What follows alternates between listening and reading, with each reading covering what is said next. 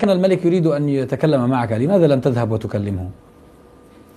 لأنه أنا أعرف أن الملك، أن الحديث إلى الملك يقتضي منك أن تقبل اليد والرجل والكتف إلى العين، أن تسجد وتركع، وأنا غير مستعد لهذا.